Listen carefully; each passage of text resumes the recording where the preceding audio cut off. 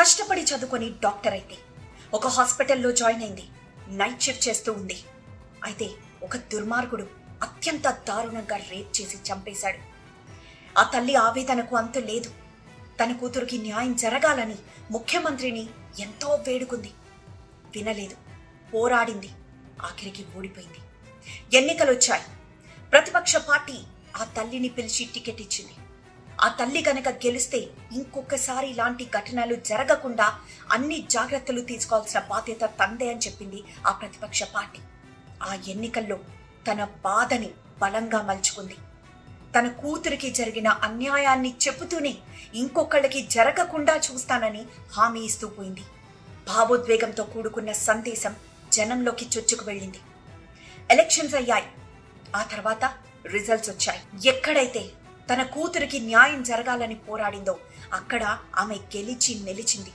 ఎక్కడైతే పోరాడి ఒకప్పుడు ఓడిపోయిందో అక్కడ ఈరోజు ఎమ్మెల్యేగా నిలిచింది. ఇప్పటికే మీకు అర్థమైనట్లుంది. ఎస్, ఆర్జికర్ ఆసుపత్రి ఘటన ఎవ్వరూ ఎప్పటికీ మర్చిపోలేరు. ఆర్జికర్ ఘటనలో బాధితురాలి తల్లి ఆవేదనను గుర్తించిన బీజేపీ పార్టీ తనకి టికెట్ ఇచ్చింది.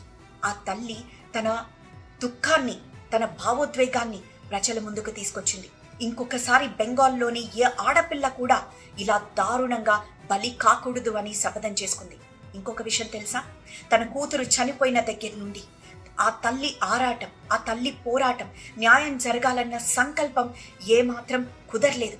దీంతో ఆమె ఆ రోజు నుండి తన తలని దువ్వింది లేదు. శపథం చేసుకుంది. ఎప్పుడైతే మమతా బెనర్జీ గద్దె దిగుతుందో ఆ రోజు మాత్రమే తను తిరిగి తన జడ వేసుకుంటానని చెప్పింది.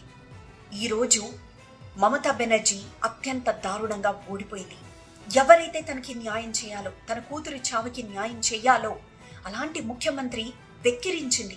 ఎవరు చేయమన్నారు? ఆడపిల్ల అయ్యుండి నైట్ షిఫ్ట్ చేయడం వల్లే ఈ రోజు ఆడపిల్ల చనిపోయింది, రేప్ చేయబడింది అని ఆ రోజు వ్యాఖ్యానించారు మమతా బెనర్జీ. దాన్ని దృష్టిలో పెట్టుకొని ఇంకొకసారి ఎలాంటి ఆడపిల్లకి ఇలాంటి అన్యాయం జరగకుండా తాను నిలబడతానని శపథం చేసుకుంది. ఈ రోజు రత్న దేవ్నాథ్ ఒకే ఒక్క గురితో పనిచేస్తోంది. తన కూతురికైతే ఇప్పటికీ న్యాయం జరగలేదు. కానీ రేపన్న రోజున బెంగాల్లో ఏ ఆడపిల్లకి కూడా అలాంటి ఘటన జరగకుండా చూసుకుంటానన్న ధీమా అయితే వ్యక్తం చేస్తున్నారు.